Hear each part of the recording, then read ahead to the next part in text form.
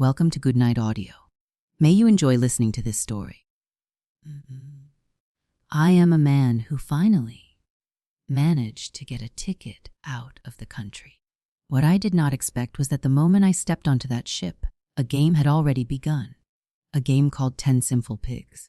And the host had just finished announcing that anyone who found one of the sinful pigs could kill them on the spot. When the ship cast off from the dock, I had felt something close to relief for the first time in years.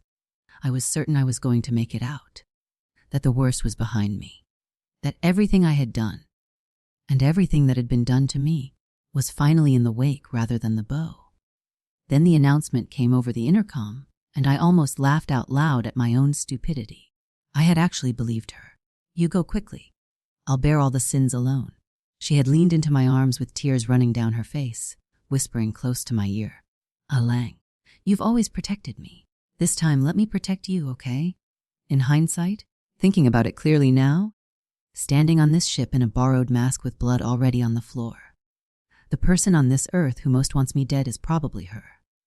As long as I escaped, she could pin every murder charge on me alone. And if I died here swallowed by the sea without a trace, no one in the world would ever know what she had done. As expected, a sting in the tail. The most poisonous thing is a woman's heart. The host was still speaking. His voice had the particular theatrical quality of someone who has rehearsed their own monstrousness until it became comfortable. "Distinguished guests, on this ship, the laws of any country are invalid. You may slaughter the sinful pigs at will, using the most brutal methods you can conceive of, pushing your limits, pursuing excitement."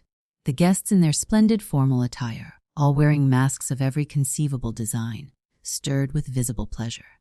I shook my head almost imperceptibly. When I had boarded, everything had seemed entirely normal. But after dark, the masked attendants in black had moved through the corridors distributing a mask and a formal suit to each passenger. I had naively assumed it was some kind of high-class masquerade ball. Or perhaps I had hoped that the other passengers, like me, were fugitives wearing masks for safety, that we were all hiding the same kind of secret. I was wrong on both counts. The masks were not to hide sins already committed. They were to prepare for a crime about to begin. But of course, the host added, his tone shifting to something more intimate and dangerous, "Those who do not understand the rules will become the prey that is hunted." Without any doubt, I was one of them. I moved into the crowd, accepted a glass of red wine from a passing tray, and raised it with the relaxed authority of someone who belonged here.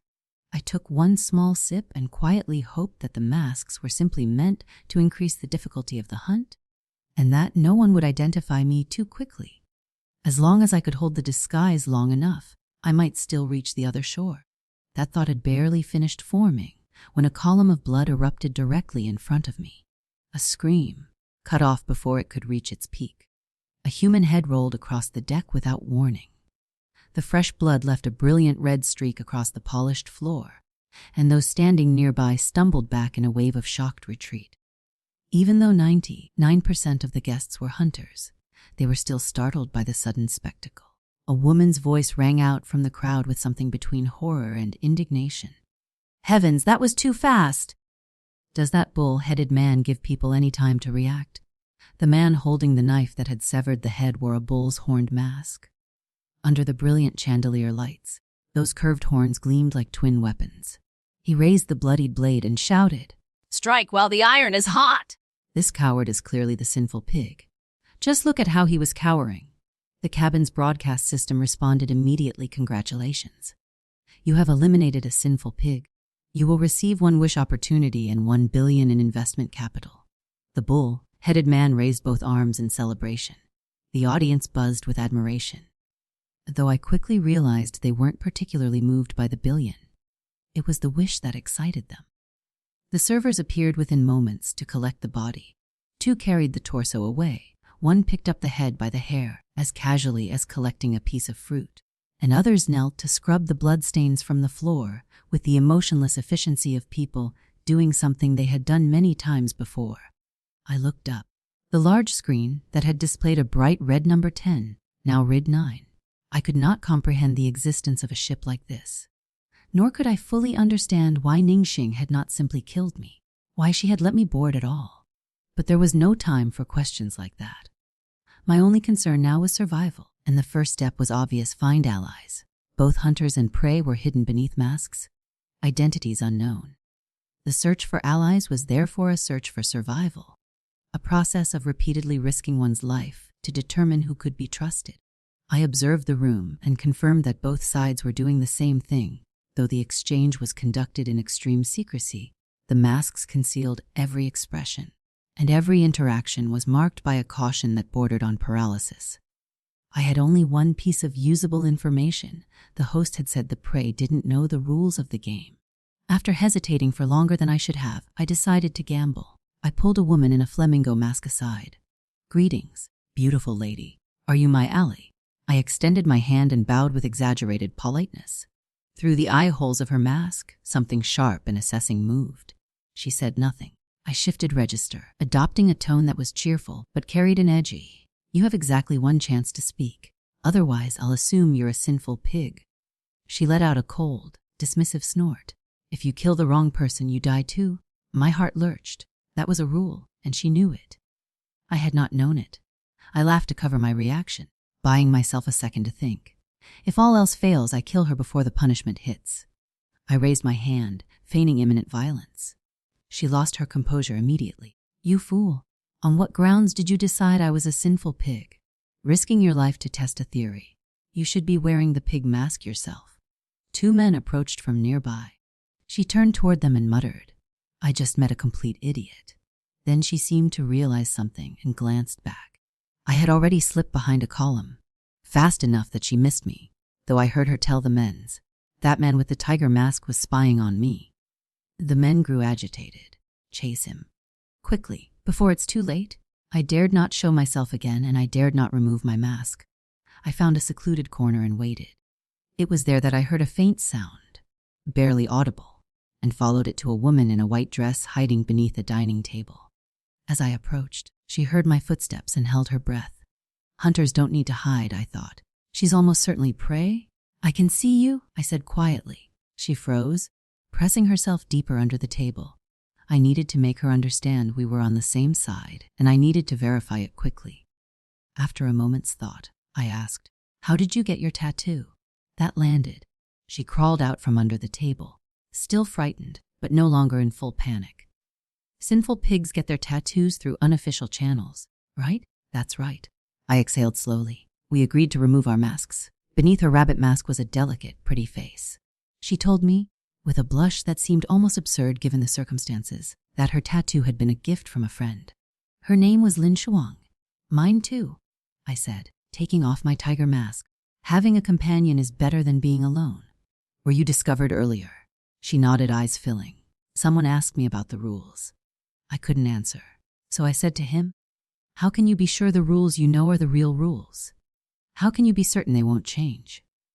I used that moment to crawl away while he was thrown off. I put my mask back on, so the rules of this game can change. Before I could develop that thought, the ship-wide alarm sounded. A sinful pig wearing a tiger mask. Thank you, player 353, for sharing that information. A sinful pig wearing a rabbit mask. Thank you, player 107, for sharing. Somewhere deeper in the ship, I heard the distant percussion of an explosion.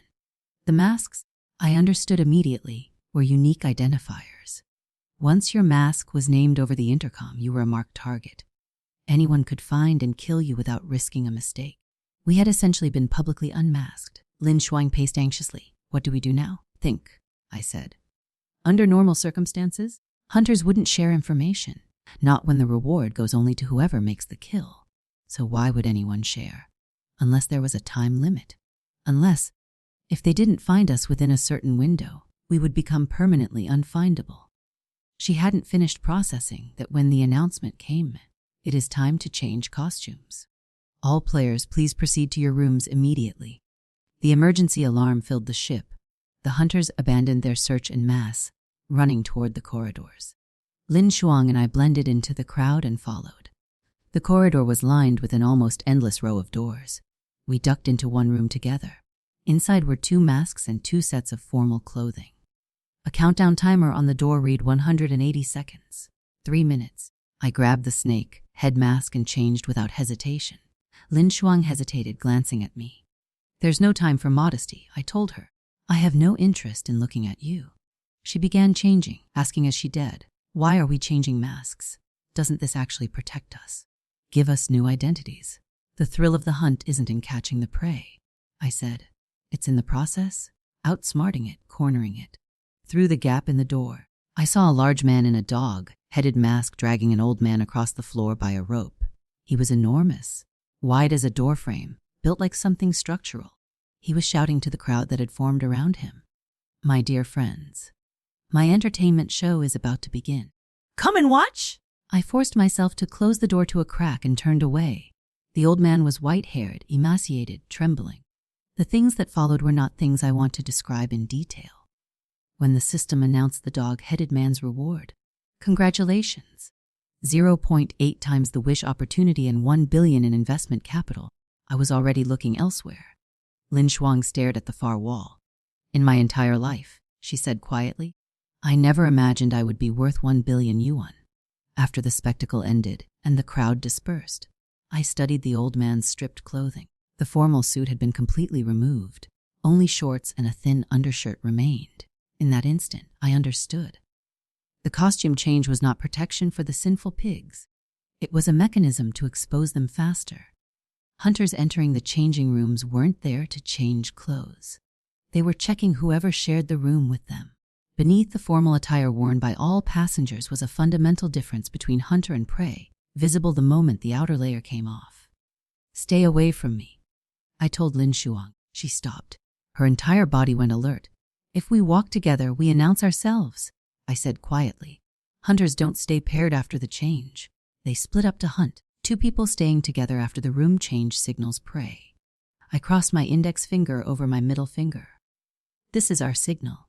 If we're separated and change masks again, look for this. We split up. I worked my way into a group of 3 hunters, inserting myself by complaining loudly about the dog-headed man's sloppy work.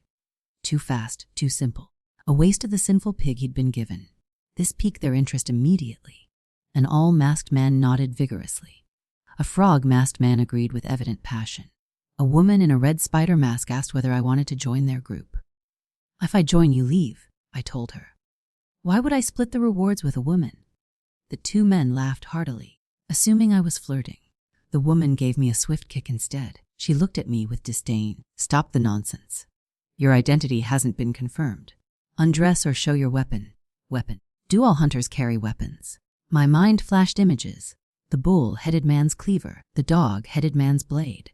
And I hesitated a fraction too long.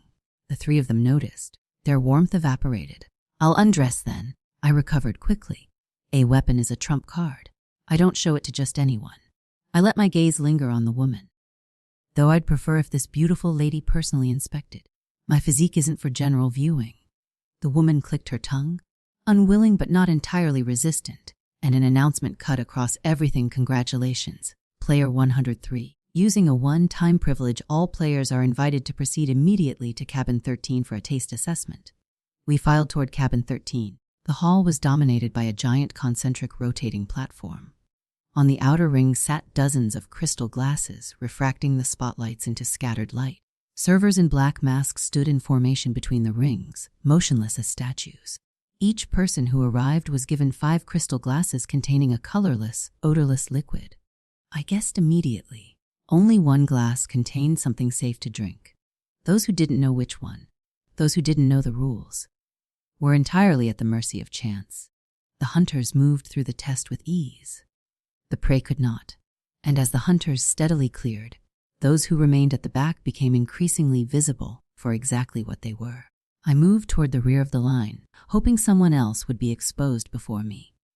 I spotted a man doing the same thing, trying to retreat, failing to look casual about it. I approached him with false recognition. Friend, we meet again. I reached out and tapped his mask.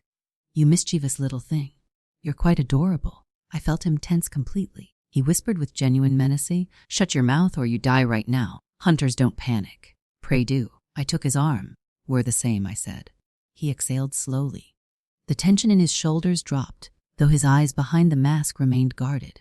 He told me his name was Xiao Li. He was a bodyguard, formerly employed by the John family's company. He had known too much, So they had put him on this ship to silence him. Did someone tell you this ticket would get you out of the country? I asked. He nodded. You too. We looked at each other. Before we could decide what to do, a commotion erupted ahead. A woman in a red off-shoulder dress, wearing a canary mask, stood with both hands around her throat. Her mouth was open, but no sound came. Then blood, a great deal of it. The crowd scattered. One man in a suit stepped forward, removed her mask in front of everyone, and the gasps told me everything before I could see clearly. The mockery and laughter that followed were worse than any scream. The suited man held up a small green bottle with quiet triumph and poured it across her shoulder. The scream that followed was unlike anything I had ever heard a human being produce. Her shoulder dissolved, literally, turning white and liquid at a visible rate, spreading across her skin like acid-consuming paper. Within minutes, she was gone. On the floor, nothing remained but a foul-smelling puddle. Congratulations, you have eliminated a sinful pig. The counter changed to 7. Across the room, through the shifting crowd, I spotted Lin Shuang. Our eyes connected, and she ran straight toward me. The number on the screen hadn't changed again. Her mask was likely still unidentified, and the hunters were celebrating with drinks. But the moment she reached me, the alarm sounded. Congratulations to the 3 sinful pigs for forming a group. Counter kill ability unlocked. The room transformed. The hunters were no longer safe. The prey could now fight back. The realization hit everyone simultaneously, and the disciplined hunting party fractured into chaos. Hunters reformed alliances. Groups of 4 and 5 materialized across the room. One man, finding himself alone, tore off his mask, raised his hands, and shouted, "I forfeit." A puff of blue smoke shot from an unseen direction. He fell. Player 197 forfeits. Shot on sight. A capital investment of 100 million can revive you. Please proceed to the revival room. We had become a group of 4, myself, Lin Shuang, Xiao Li, and a 4th man in a dragon mask who materialized at the edge of our group, frozen in the particular way that happens to people who are simultaneously terrified and trying not to show it. I placed a hand on his shoulder. "Do you have a weapon?" He stammered. "Yes, a sword, an ancient sword." I looked around at all 3 of them. "Remove your masks. To build any trust at all, we need to see each other." They did. Xiao Li was broad-shouldered and physically imposing, with the kind of face that projected reliability. The dragon masked man was around 40. His face mapped with the specific wear of someone who had navigated difficult circumstances for a long time, though his eyes were sharp. His name was Zhang Fa Wen, and he was a lawyer. Lin Shuang looked like a white flower in the wrong garden. "My name is Qin Lang," I said. "I was tricked onto this ship." Lin Shuang's distress spilled out with her words. "Lin Shuang, this ticket was given to me by my ex-boyfriend. A breakup gift, he called it. Compensation for leaving me." Zhang Fa Wen said, "I'm a lawyer. The ticket was a reward. I only thought, with such expensive tickets, everyone on board must be either wealthy or influential. I wanted to find new clients." "Lies?" I said flatly. "All of you are lying. Think about the name of this game. 10 sinful pigs. If you're all innocent, what makes you sinful?" All 3 flinched. "I'll go first," I said. "I've killed before, more than once." Lin Shuang stepped back. Xiao Li and Zhang Fa Wen exchanged glances. "Because I'm a police officer," I added. "The people I killed were all criminals." They relaxed. In this room, on this ship, on this particular night, that was apparently the most reassuring thing a person could say. We heard screaming and wild cheers from somewhere behind us, a man's voice shouting, "I'm a gambler! I'm dying!" Every rational instinct told me not to get involved. My only priority was escape. But on this ship, there was nowhere to escape to. We followed the sound and found a man bound in iron chains attached to 2 large stone balls, being forced to walk through the grand hall. Every step he took was agony made visible. The chains pressed down across his entire frame, and after only a few steps, the flesh of his wrists and ankles had shredded against the metal, bone faintly visible beneath. He kept stopping to shout his declaration to anyone who would listen. Behind him walked a man in an eagle mask, holding a whip, surveying his masterpiece with open satisfaction. He told the crowd he was a generous person. He had caught this sinful pig himself, but he would give everyone a chance to participate. Servers brought out baskets of black and white ghost stones. The eagle masked man offered the gambler a wager. Guess the middle finger. Win your freedom, choose wrong, eat every stone. The gambler chose wrong. Immediately, several people rushed forward. They produced a funnel. They poured the stones directly into his mouth with water, some holding his arms, some his legs, some his head, the stones traveling down his esophagus while his stomach expanded visibly before our eyes. I wanted to rush out and intervene. I had no connection to this man, but I could not watch a human being endure this and remain still. Then I understood this was a mechanism for exposing the prey's companions. The hunters were using spectacle to force reactions. Xiao Li and Zhang Fawen held my arms. "They're all working together and armed," Xiao Li said. "If we rush out, we're throwing ourselves away." He was right. I stopped. Then someone fell from above, quite literally. A man dropped from a raised platform, landed beside the gambler, and began clearing the attackers with precise, powerful kicks. The eagle masked man shouted, "His accomplice has arrived! Everyone who sees this gets a share. Kill him!" And Xiao Li, who had just held me back, charged directly into the fight. Another one arrived, the eagle masked man crowd, as the hunters converged on Xiao Li with even greater enthusiasm. I looked at what I had available. Above us, a heavy chandelier hung from the ceiling. I pulled Lin Shuang to the nearest wine cabinet and told her to grab a bottle and aim for the lantern. I turned to Zhang Fawen and told him to find a light. The bottle shattered against the chandelier. The electrical system sparked, and Zhang Fawen had found something and threw it into the center of the hall before the backup battery could fully activate. The floor caught fire. Noble people are not at their best in fires. We pulled out the gambler and his rescuer, a man wearing a pufferfish mask, and ran. We hid in a lounge. The gambler was barely breathing, the stones having done their work. He stared up at each of us with eyes that seemed to be trying to communicate something urgent. I took off my mask. Lin Shuang, Xiao Li, and Zhang Fawen followed. He struggled to speak. Money, money. He reached toward his pocket, but had no strength left.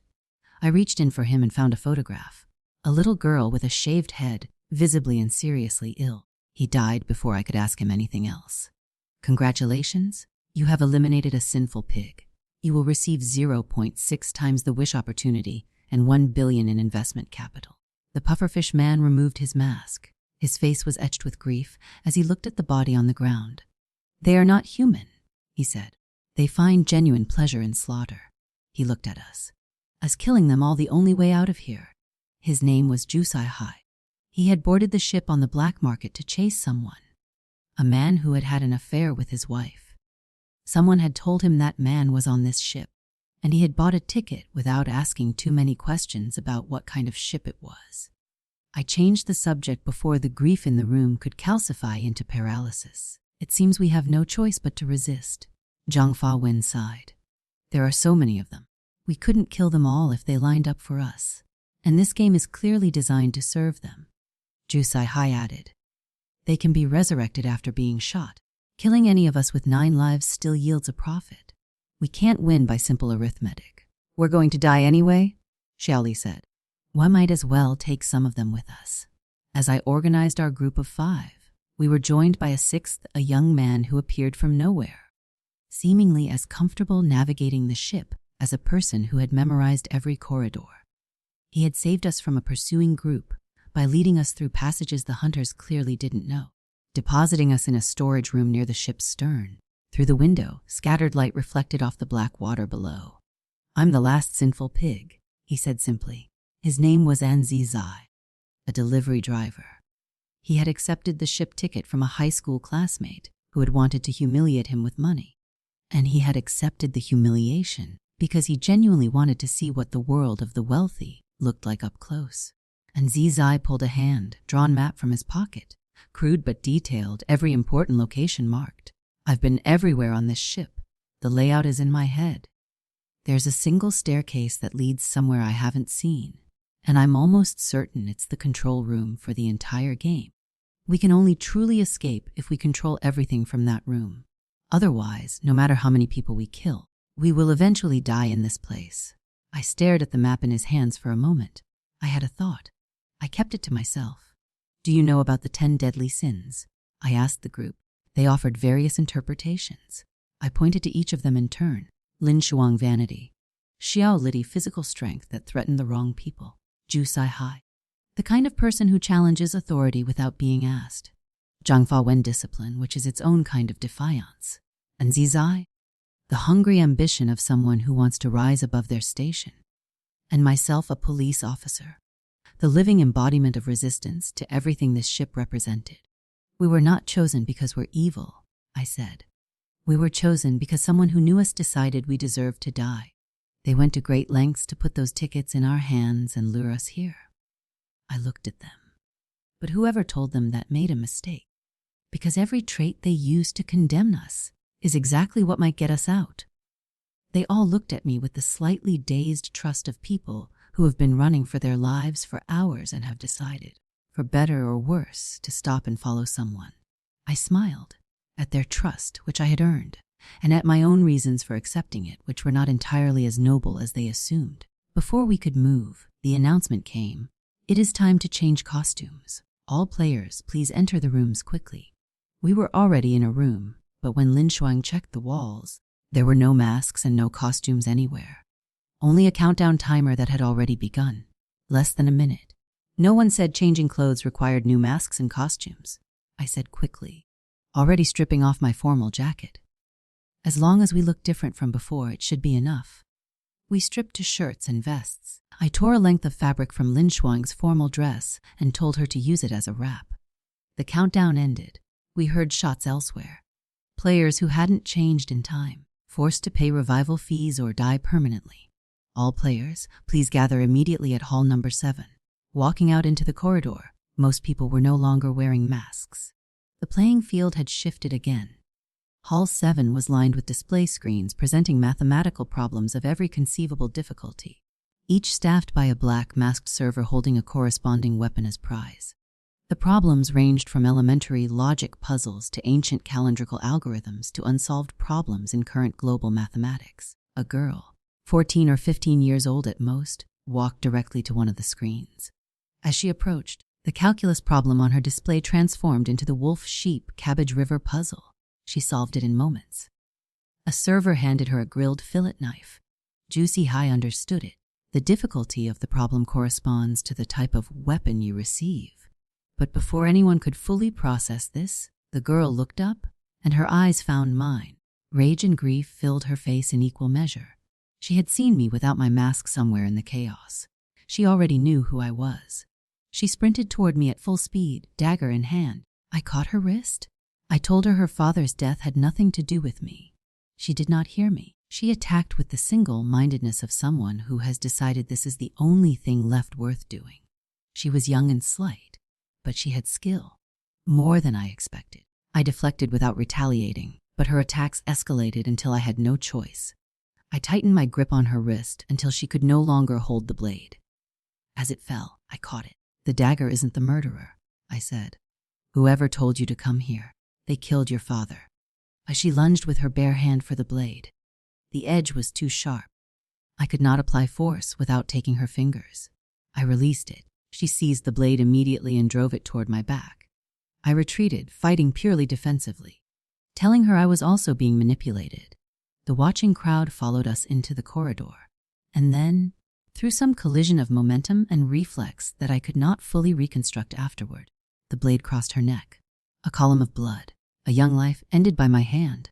The room went quiet in the way that only happens when something irreversible has just occurred. Player 213, I'm eliminated.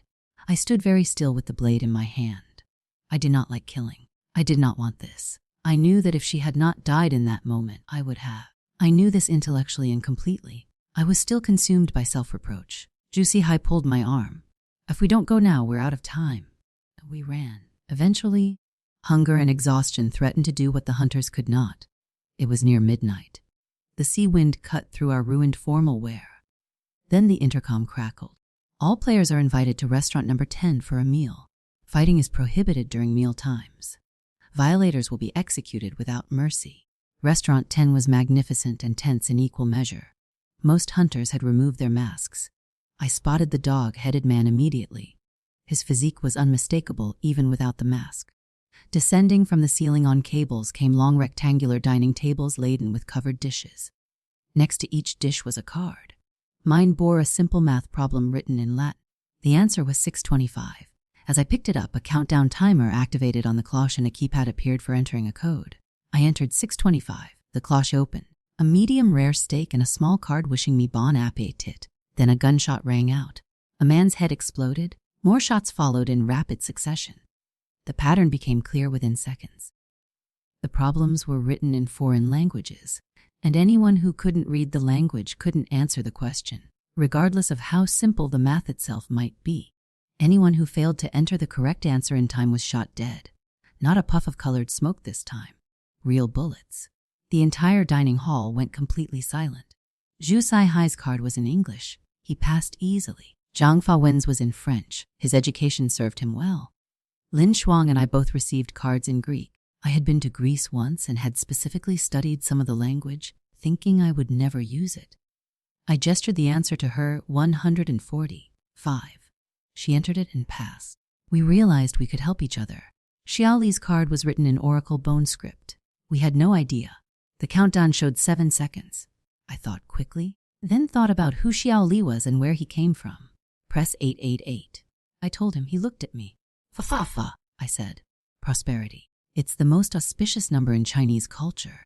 They would have known exactly who they were giving that card to. He pressed it. The cloche opened. Lin Shuang said softly, Brother Qin, you're remarkable, though playing with homophones is going to cost you money someday. The brief joy was short-lived. When we looked up from our meals, the hall was already filling with blood. The meal has ended. Players are free to proceed as they wish. The hunters looked at us the way wolves look at something they've been waiting to eat. I went after the dog-headed man first. He was enormous, over 2 meters and built like a structural wall. But large men are often slower than they appear. Xiao Li, former bodyguard to the Zhan family, led the attack. The dog-headed man absorbed the first kick and sent Xiao Li flying backward. Then he flipped a dining table with one hand. Dishes flew, tables overturned, people scattered. I circled from the opposite direction and drove the fillet knife into his abdomen, hilt deep. He didn't go down. He raised his fist. I withdrew the knife and stabbed his ankle. The scream was satisfying. The kick that followed was not. I left the ground entirely before landing hard on the floor. Zhu Saihai caught me before I could hit the deck full force. Were you waiting for me to die before you intervened? I gasped. I only save people, he said simply. You're the one who kills them. He moved with the particular fluid expertise of someone who has spent a lifetime in close range violence, wrapped himself around the dog-headed man's neck from above, added a kick to the spine, locked him in place. Xiao Li picked up the fallen knife and threw it to me. I caught it and drove it into the man's throat, then stepped sideways, the same motion he had used on the old man. The dog-headed man fell, but we were still surrounded.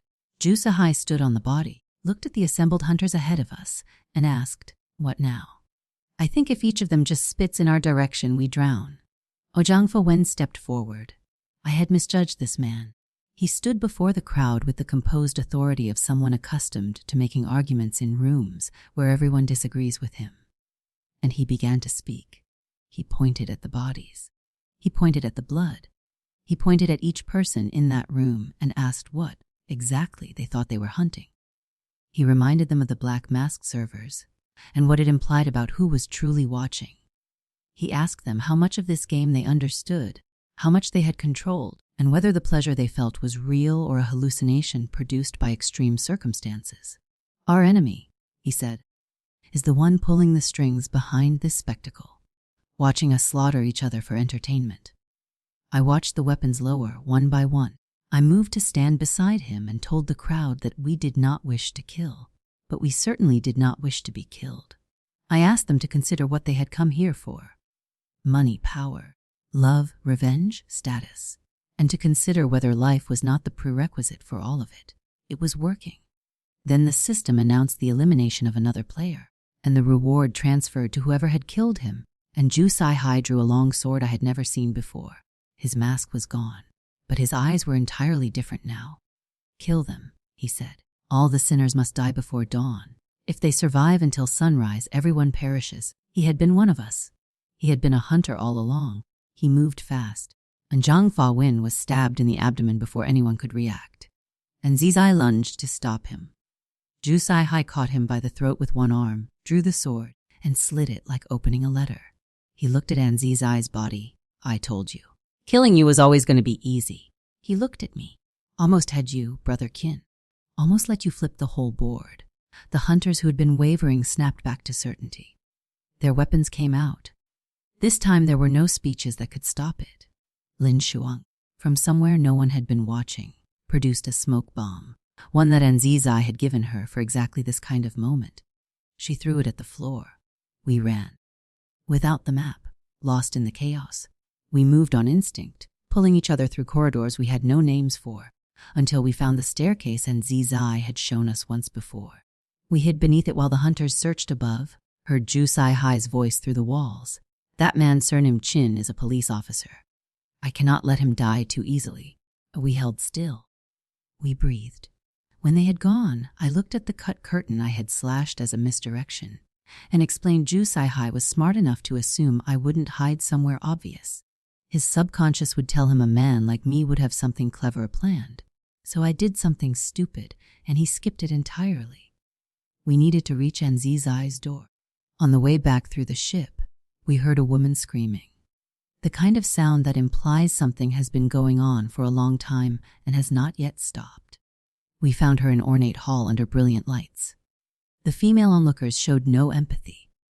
Some of the male onlookers were laughing. What was happening to her was not quick. Lin Shuang, who had always presented herself as timid and easily frightened, walked straight into the hall without hesitation. She found a heavy object, picked it up, and brought it down on a man's head.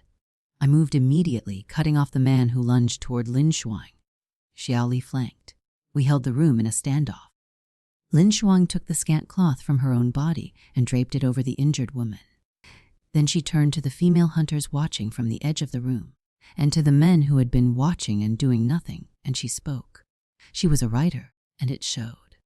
Her words had the quality of something that had been forming in her for a long time and had finally found the moment to arrive. She told the huntresses that any one of them could be next. She told the men that when there are no more women left in the world, men will stop distinguishing by gender and begin distinguishing purely by power, and every method they had used tonight would be used on them.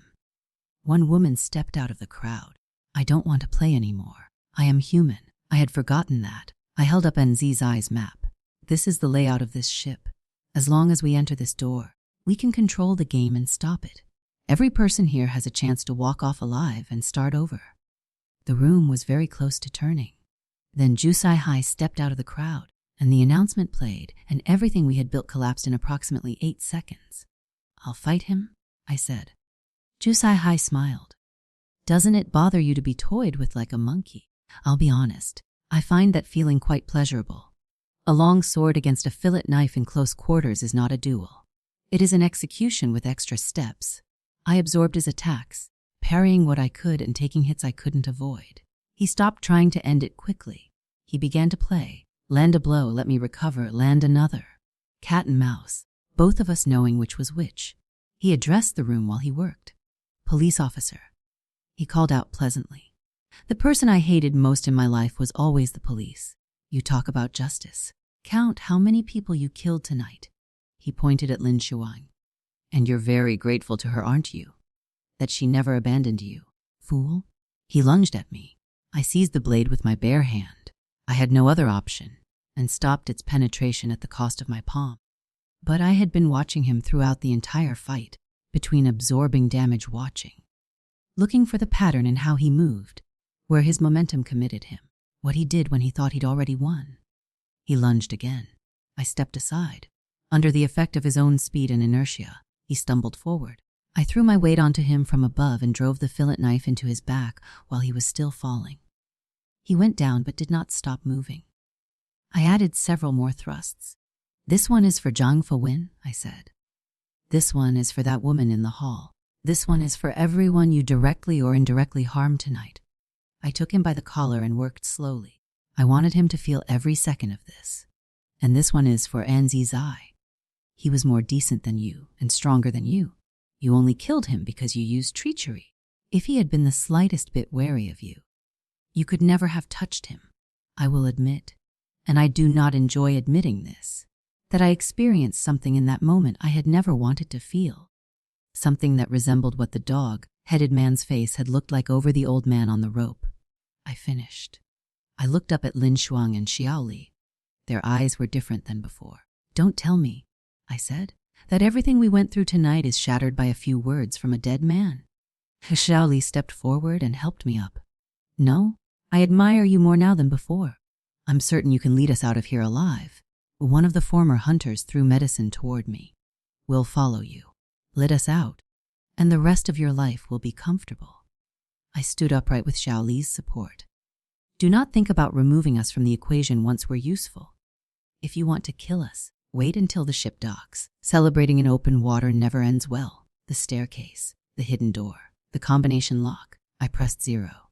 The screen changed slightly. I pressed 5 more zeros in sequence. A chime, then a voice from the lock. "Welcome. You have entered the central control room." The steel door opened.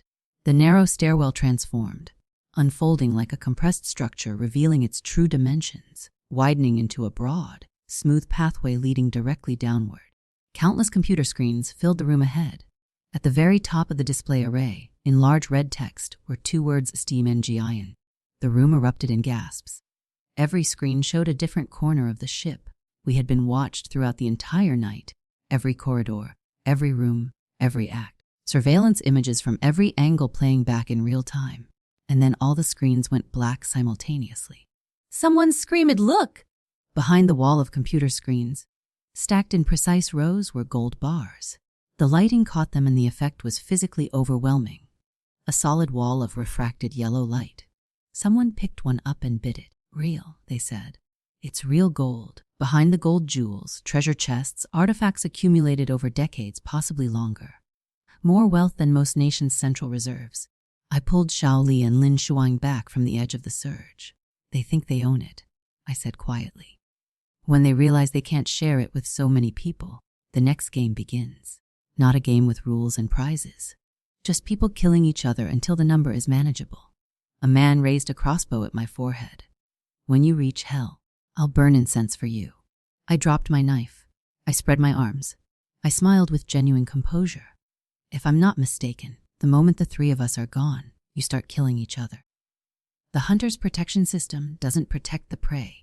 It protects the hunter who just made a kill, because whoever kills that hunter inherits everything he accumulated. If you kill me right now, you inherit everything Ju Sai Hai and the dog-headed man collected. And then everyone in this room will be targeting you.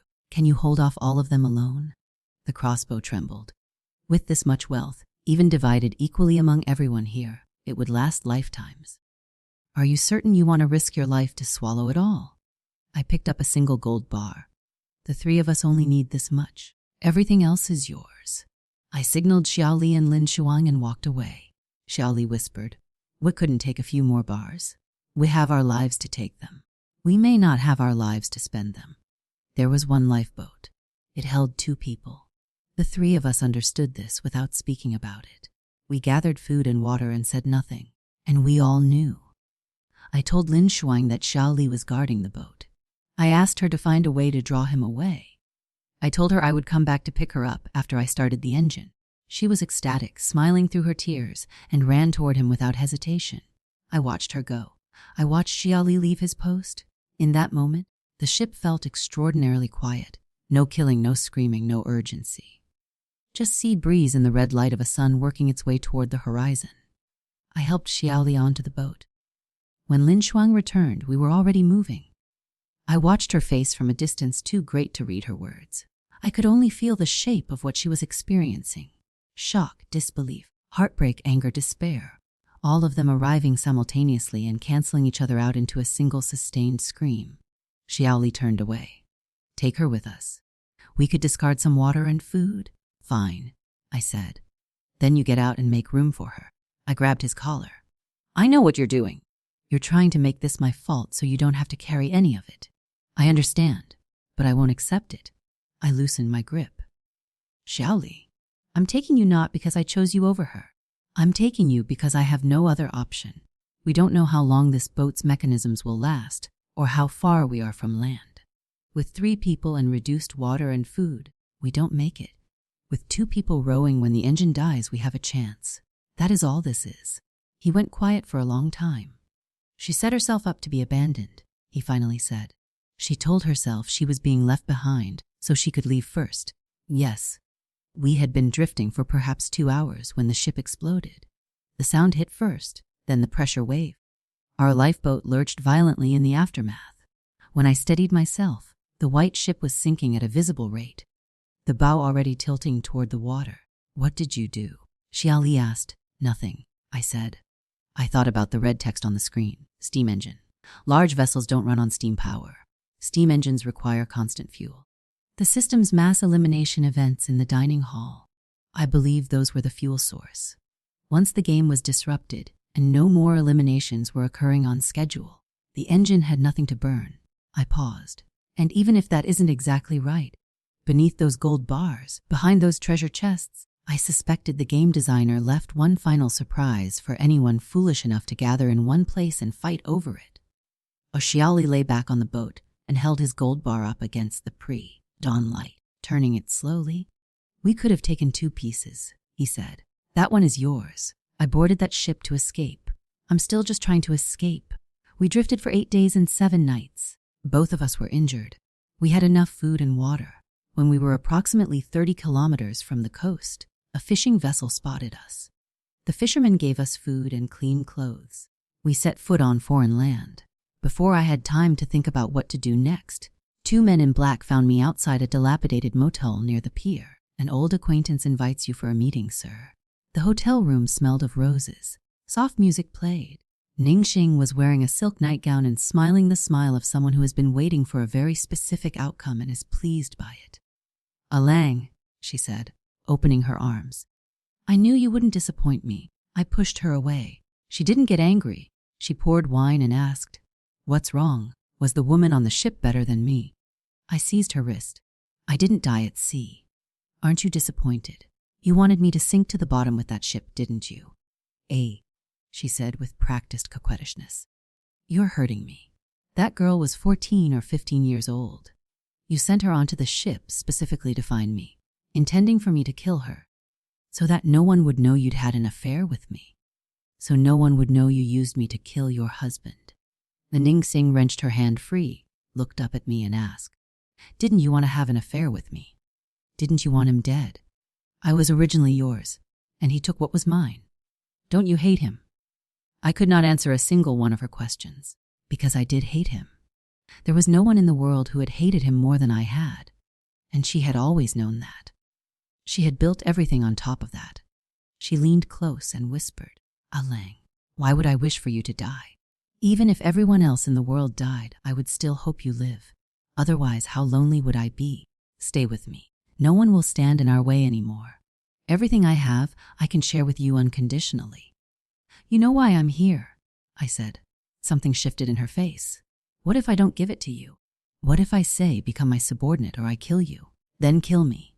Suppose the child is already dead. Then what? Even if she is dead, I need to know where she is, how she died, what she experienced, what she liked and hated and dreamed about." I held her gaze. "Even if she is dead, I need to tell her I love her. She is not an orphan. She came into this world out of love." Ningxing looked at me for a long moment. Then she laughed, not unkindly, but with the particular pity of someone who has been very practical for a very long time and can no longer fully comprehend the other kind of person. She threw the passport onto the floor. I picked it up. I walked to the door and stopped. I turned back. I drank the glass of wine she had poured for me. The childhood sweethearts, in the end, could not walk the same path they had once imagined. They were destined for separate corners of the world. I wanted to ask her, "Did you set the password to all zeros because you wanted to return to the beginning, to when we were nothing and everything was still possible?" But that was the truly meaningless question. I stumbled out into the blinding noon sun. The wounds from the ship were throbbing. The gold bar in my pocket felt much heavier than gold should feel. How I wished that wine had been poisoned. Then I could have died legitimately. Because in this world, no one but her had the right to kill me. But the debts of this life are not yet repaid, and a person who has not repaid their debts does not even have the right to die.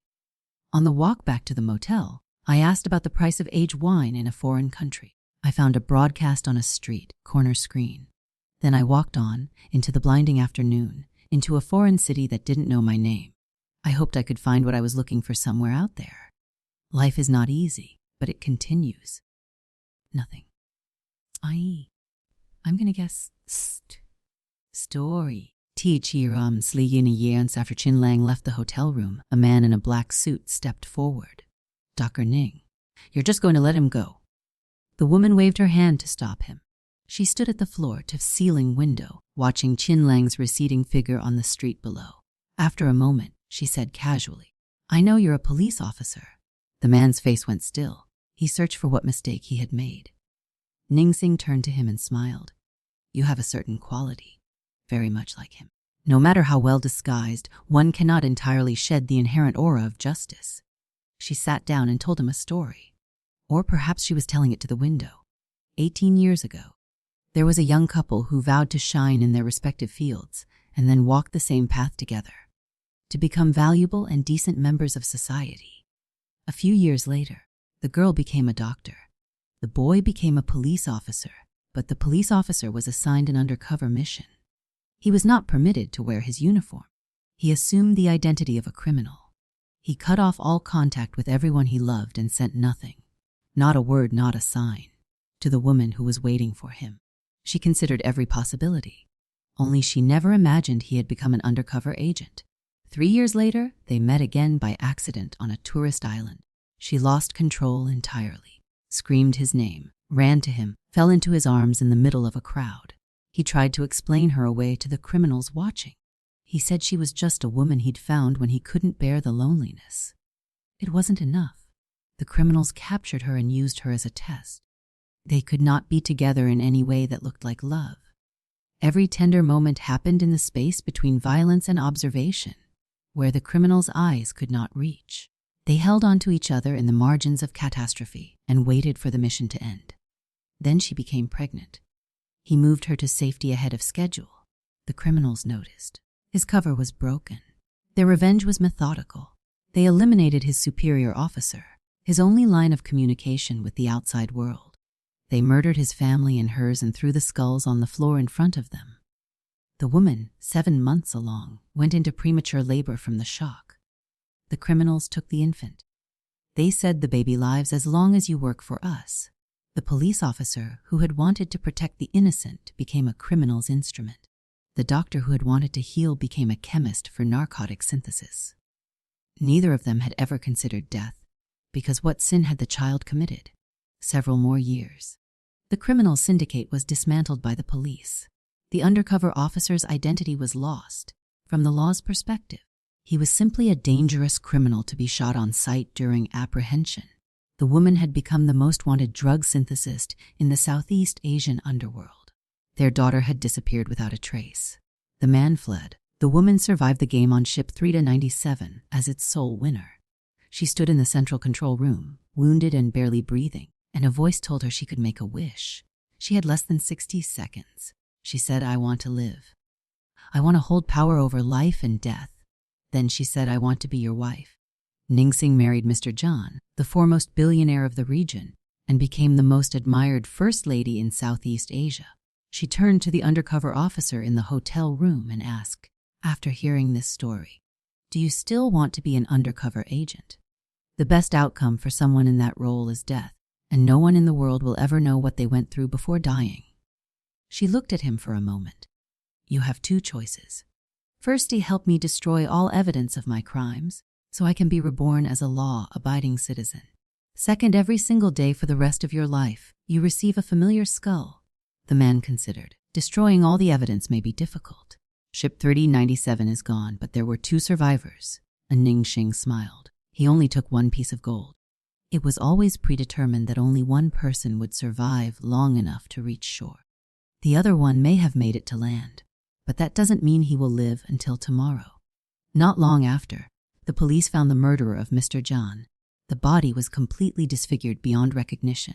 From that day forward, Mrs. John inherited everything: power, wealth, influence without limit or challenge. I'm going to pee-pee.